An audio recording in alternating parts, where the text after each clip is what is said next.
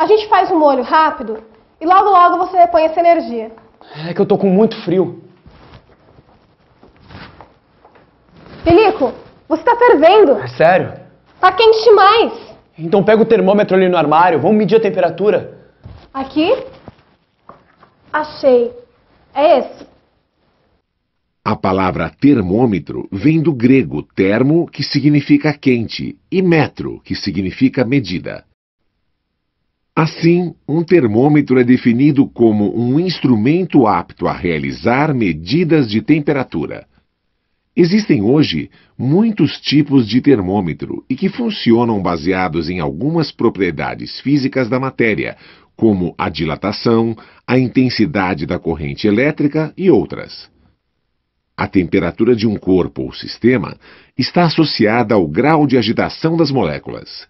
Quanto maior a agitação das partículas de um corpo, maior a sua temperatura. O avô dos termômetros, o termoscópio, foi inventado por Heron de Alexandria, que viveu entre os anos 10 e 70 da era cristã. Por séculos, ele foi aperfeiçoado por muitos inventores. Já em 1593, Galileu inventou um termoscópio que permitia observar variações de temperatura, mesmo não possuindo escala e sendo influenciado pela pressão atmosférica. Basicamente, é um recipiente com ar, água ou vinho e tubo vertical fino. O calor das mãos provocava a dilatação do ar, que forçava o líquido a subir pelo tubo. Quanto maior a temperatura de uma pessoa, mais a coluna líquida subia. Comparações entre as alturas do líquido poderiam dizer, por exemplo, se alguém estava com febre. Foi somente em 1612, no entanto, em pleno renascimento cultural e científico, que o médico italiano Santorio Santorio acrescentou uma escala numérica ao termoscópio. Em 1714, o físico Gabriel Daniel Fahrenheit inventou o primeiro termômetro confiável, porque apresentava elevada precisão nas medidas, usando um metal que se apresenta no estado líquido à temperatura ambiente, o mercúrio. Este seria um passo decisivo para se chegar ao termômetro clínico, inventado em 1867 pelo médico inglês Sir Thomas Albert. Pouco tempo depois, Daniel Fahrenheit introduziria sua própria escala, a escala Fahrenheit.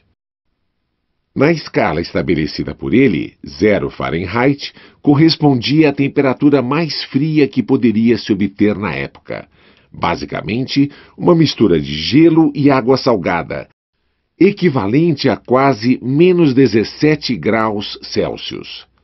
E os 100 graus Fahrenheit corresponderiam à temperatura próxima à do corpo humano saudável, ou seja, hoje 37 graus Celsius.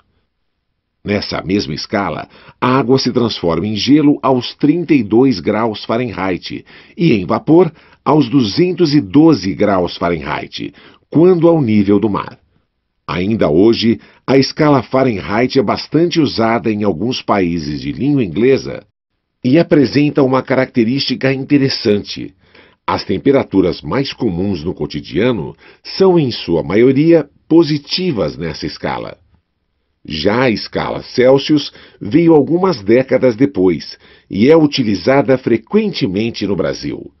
Em 1742, o astrônomo sueco Anders Celsius indicou uma escala em que a água fervia a 0 grau e congelava a 100 graus. Mas o inventor Jean-Pierre Christin propôs inverter esses valores. O ponto de congelamento da água corresponderia a 0 grau e o de ebulição aos 100 graus. Em geral, as escalas termométricas são arbitrárias e dependentes do material utilizado. Até mesmo você pode criar a sua escala. Surge então a pergunta: existe alguma escala que não seja arbitrária nem dependa das características do material? A resposta é sim, e ela se chama escala Kelvin, ou absoluta. Criada em 1848 por Lord Kelvin, ela se baseia na energia cinética das partículas que formam uma substância e não depende das características do termômetro nem do material empregado. Como a escala Kelvin está relacionada ao movimento das partículas, o menor valor da sua escala é zero, já que este é o menor valor que a energia cinética pode assumir. Esse ponto, ainda inatingível, é chamado de zero absoluto e corresponde a uma temperatura de aproximadamente menos 273 graus Celsius. Chegamos perto, muito próximo do zero absoluto, mas ainda não o atingimos. Na escala Kelvin, a água congela em aproximadamente 273 Kelvin e ferve aos 373 Kelvin, ao nível do mar. Agora que você já sabe de onde veio o termômetro e conhece suas principais escalas usuais, vamos ver como está a febre de Lilico. É sim, o mesmo que encontramos nos hospitais. Então, vamos tirar a sua temperatura. Deixe isso aí.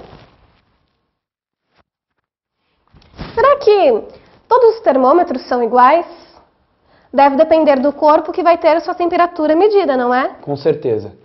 Existem vários tipos de termômetros.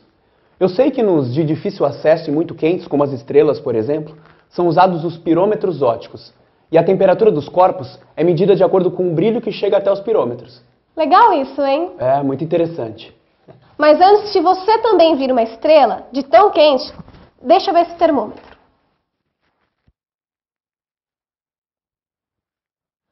38 graus, Lilico!